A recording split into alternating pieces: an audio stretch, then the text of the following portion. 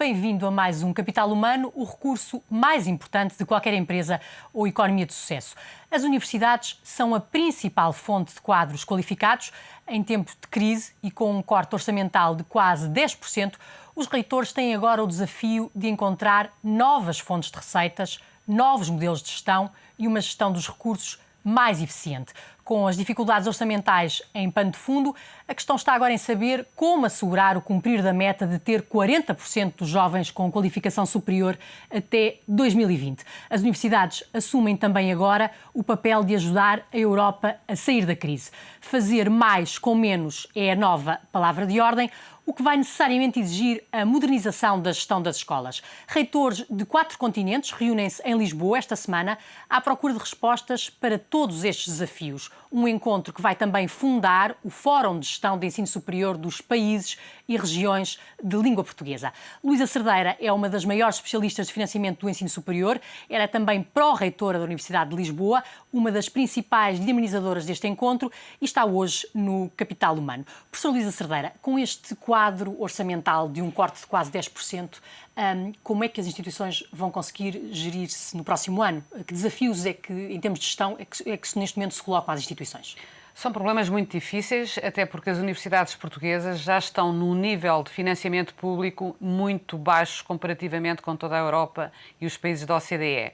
Hoje em dia, o financiamento público já é de apenas 62% da despesa das instituições de ensino superior. O que quer dizer, dito ao contrário, que 38% já vêm de outras fontes. E outras fontes, obviamente, são da onde? Das famílias, dos estudantes, através das propinas, e a outra componente de prestação de serviços e de mecenato, de verbas ligadas à investigação. Portanto, esse esforço de procurar financiamentos já fora do quadro do Orçamento Geral do Estado já tem vindo a ser conseguido e, no contexto da Europa continental, eu diria que Portugal é um país que já está no limite do que é a tradição e o que é aceitável, sem pôr em causa a qualidade do sistema. Voltando à sua pergunta, eu não me esqueci o que é que os reitores podem fazer e o que é que pode vir a acontecer no ano de 2012. Eu julgo que os reitores têm estado a avisar, e eu penso que é correto, que estamos no limiar de se ultrapassar uma situação em que o sistema funcione com qualidade. É evidente que se pode diminuir as necessidades de financiamento diminuindo a frequência do ensino superior, tendo menos alunos. Agora, repare, isso seria dramático para o nosso país e, aliás, seria dramático para aquilo que acabou de dizer, para o capital humano de um país e da necessidade de formação de quadros. Porque, veja, a população ativa portuguesa tem cerca de 16% tem o grau de ensino superior. Na União Europeia, na OCDE, estes são valores já muito próximos de 30%. Por outro lado, 70% em média da população ativa da União Europeia concluiu o ensino secundário. Nós, neste momento, ainda aproximamos de 30%. O que é que nós quero dizer? Há aqui um déficit muito grande de qualificações. E é essa meta que Portugal se comprometeu na Agenda 2020, ter 40% de jovens com qualificação superior. Entre os 30 e 34, atingimos 40%. Nós estamos agora em 22%. E acha que estes cortes podem, de alguma forma, pôr em causa essa meta? É evidente, porque, obviamente, não há milagres e, dentro das circunstâncias que as universidades hoje têm, não conseguem, obviamente, aumentar a capacidade de acolher mais estudantes. Pode até acontecer ao contrário, quer dizer, é evidente que há aqui alguma capacidade de se pensar, de haver pequenas poupanças, de racionalizar recursos, mas repare, as universidades e o ensino superior em geral foi um setor que está controlado, se autorregulou, que teve mecanismos... E sem derrapagens. E sem déficits. E por isso, julgo que até somos um bom exemplo dentro da esfera pública portuguesa. Por isso, pode ser, julgo eu, há necessidade de discutir, o país se consciencializar quais são as prioridades, mesmo dentro deste quadro de limites e, obviamente, de grave crise, quais devem ser as prioridades. E eu acho que as prioridades em educação e em ensino superior são, do meu ponto de vista, fulcrais e que o país não pode abandonar. De qualquer forma, neste quadro orçamental, o que nos é dito pelo poder político é que não há disponibilidade para disponibilizar mais verbas para o ensino superior. Tendo isso em conta, que outras fontes de receita é que podem ser encontradas? O professor Marcelo Abreu falava numa conferência há pouco tempo em Lisboa da necessidade de aumentar o fundraising. Eu sei que há instituições nos Estados Unidos, como Yale e Harvard, em que o fundraising já é muito grande. Elas até já ponderam tornar-se gratuitas porque conseguem tantas receitas privadas. Poderá ser esse o caminho em Portugal? Deixa-me dizer-lhe, assim, no fundo, quando eu estou a dizer que 38% do nosso financiamento já não vem dos cofres do Estado, quer dizer que cerca de 23% a 24% vem das famílias, dos estudantes, através das propinas. O resto são 7 ou 8%, vem exatamente do resto da sociedade, quer seja a prestação de investigação, de mecenato, etc. Agora vamos ver. Em Portugal, é evidente que podemos evoluir algum espaço nessa matéria, mas é assim, vamos ver quem é que podem ser então os financiadores. O setor empresarial, com certeza. Agora é assim, veja que a maior parte das grandes empresas que têm capacidade, inclusive, por exemplo, de investir em investigação e de financiar conjuntamente as universidades, também elas estão a ter situações complexas, porque, no fundo, quando há retração do mercado, quer o mercado interno português, quer a nível da Europa, também não estão na melhor dos mundos, não é? Então acha que este não é o momento ideal para se falar em diversificação de fontes de financiamento? Eu diria que mesmo habitualmente os agentes mais conscientes e até que são mais ligados ao mecenato, eles próprios estão a viver momentos complicados. Por outro lado, é verdade, mas isso pode-se melhorar, não há grande tradição em Portugal das instituições serem filantrópicas e mesmo até em termos individuais. Eu tenho, por exemplo, tentado estimular através, por exemplo, nós temos um programa que é o EL Consciência Social e eu tenho dito que muitas vezes uma pessoa pode fazer a diferença. Que é um programa para apoiar estudantes com carências, não é? Que não têm direito à bolsa de estudo. Exatamente. E não tem conseguido muita contribuição das empresas. Não, é assim, reparo, conseguido uma fundação, e é justo que se diga, a Fundação Amadeu Dias, que é uma fundação privada e que apoiou este programa, aliás, e que também está a apoiar a investigação, fomentando apoio a pequenos projetos de investigação na licenciatura. Mas são realmente poucos os casos de mecenato em Portugal. Pode-se, obviamente, melhorar, até porque temos que trabalhar a responsabilidade social das próprias empresas. Agora, eu diria que o enquadramento económico e financeiro que nós temos aqui, habitualmente os nossos parceiros, que seriam os contribuidores naturais para esse, neste momento também estão a passar dificuldades, não é? Quer dizer, o próprio sistema financeiro, por exemplo, os bancos muitas vezes eram aliados potenciais, neste momento estão com dificuldades e estão a limitar. Todo o setor empresarial, as grandes empresas, quer públicas, quer privadas, elas próprias estão a ter processos de redução de custos. E, como é óbvio, não é o momento, talvez, ideal para que eu possa ver no próximo ano ou nos próximos 5 anos aumentar de forma significativa a capacidade de captação. E não vê outro tipo de fontes de receitas possíveis que possam ser tidas em conta? Eu digamos que não sou muito otimista nesse sentido, na medida em que a participação das famílias portuguesas e dos estudantes já é das mais elevadas. Portanto, por aí eu acho que estaria em causa a própria equidade e a própria acessibilidade ao ensino superior. E, ao mesmo tempo, voltamos para onde começámos, nós, apesar do percurso realmente muito significativo que fizemos... Temos uma evolução muito grande em termos de taxa de porcentagem de estudantes a taxa de escolarização realmente é muito significativa. A taxa bruta de escolarização do ensino superior é de 53%. Mas é evidente, estão aqui alunos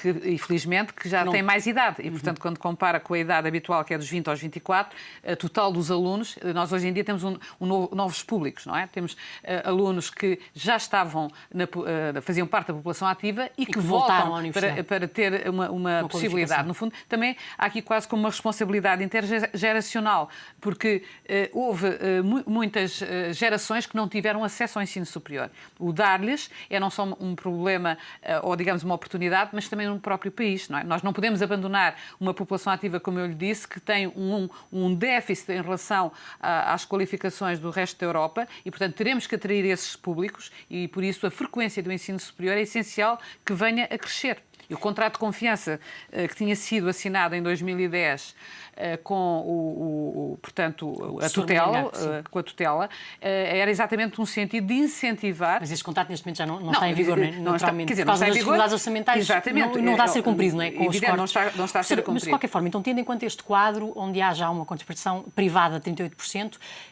em termos de modelos de gestão, e é isso que está a ser discutido nesta conferência que está a decorrer no Estado de Lisboa, que novas formas de gestão, como é que se pode tornar a gestão mais eficiente? Deixe-me dizer que eu estou realmente muito feliz por termos conseguido reunir cerca de 300 conferencistas, de estarem personalidades e autoridades de membros do governo de Angola, de Moçambique, de Cabo Verde e também de Macau, Brasil, e estarmos a discutir os problemas e os desafios que se colocam nestes países exatamente em relação ao ensino superior. É evidente que estamos em situações diversas e diferentes, mas todos eles estão como meta e como objetivo e a ter um grande crescimento da frequência do ensino superior. E, obviamente, têm problemas análogos, como ter um mecanismo de financiamento sustentável e sustentado, foi, ainda agora acabo de vir de desses painéis, e foi muito interessante porque os problemas e as dificuldades são idênticas e podemos aprender realmente uns com os outros. Diga-me assim duas ou três grandes propostas que tenham sido apresentadas. Por exemplo, eu em relação a Portugal coloquei e, portanto, foi debatido. Obviamente que nós temos que ter em linha de conta a riqueza que é gerada em cada país. Os recursos públicos não são mais do que, no fundo, os impostos, não é, cobrados aos contribuintes. E, obviamente, se há um processo de recessão, essa riqueza será menor. Mas era capaz de ser necessário, talvez, em cada país, definir um limite que seria afeto à educação e ao ensino superior. Uma percentagem do PIB, por exemplo, e ter, digamos, esse enquadramento estabilizado. Porquê? Porque mais do que realmente ser um valor menor que o ano anterior, é as instituições não terem possibilidade de se planearem o que pretendem fazer, e por isso eu julgo que a fixação indexada a uma determinada percentagem, por exemplo, do PIB, seria algo que me parece adequado. Por outro lado, deve haver um mecanismo de contratualização entre os governos e as instituições. Devem ser definidos determinados objetivos e depois deixar as instituições trabalhar. O meu reitor... Fazendo contratos de programa com as Exatamente, várias instituições. estabelecer contratos de programa e depois responsabilizá-las sobre isso. Porque só alguém que consegue planear e é definido um compromisso... consegue ter uma gestão eficiente. Exatamente. E, portanto... Professora, uma das medidas que têm sido faladas tem a ver com a redução da rede. Fala-se muito na fusão da Universidade Técnica de Lisboa com a Universidade de Lisboa. Esse é um processo que está para muito breve. Outro caminho é evidente quando perguntou o que é que se pode fazer. É evidente que há alguma capacidade de racionalização. Nós crescemos muito rapidamente, nós sabemos que temos uma oferta de cursos muito dispersa e diversificada e que pode haver aí um trabalho. Em relação à reorganização, e quase todos estamos hoje a falar nesse assunto, a reorganização da rede.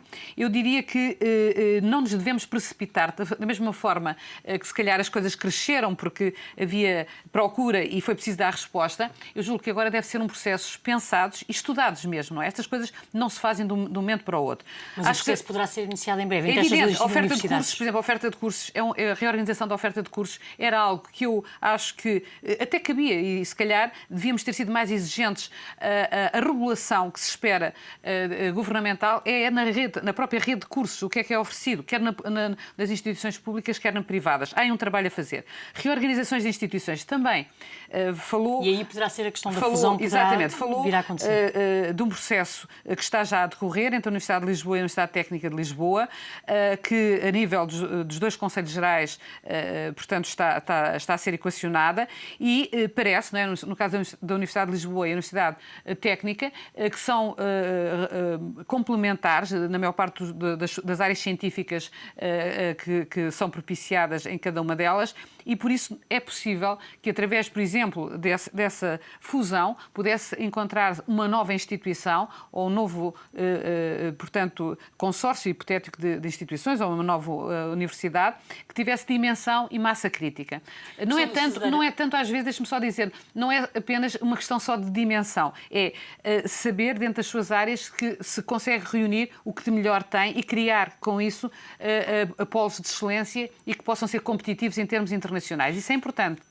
Obrigada, professora Luísa Cerdeira, ela que é pró-reitora da Universidade de Lisboa e uma das especialistas na área do financiamento do ensino superior, ela que organizou este encontro que está a discutir os desafios que se colocam à gestão das universidades. Poderá conhecer as oportunidades de emprego para diplomados e quadros no suplemento Universidades e Emprego do Diário Económico todas as segundas-feiras. Voltamos para a semana com mais um tema no Capital Humano, o recurso mais importante de qualquer empresa ou economia de sucesso.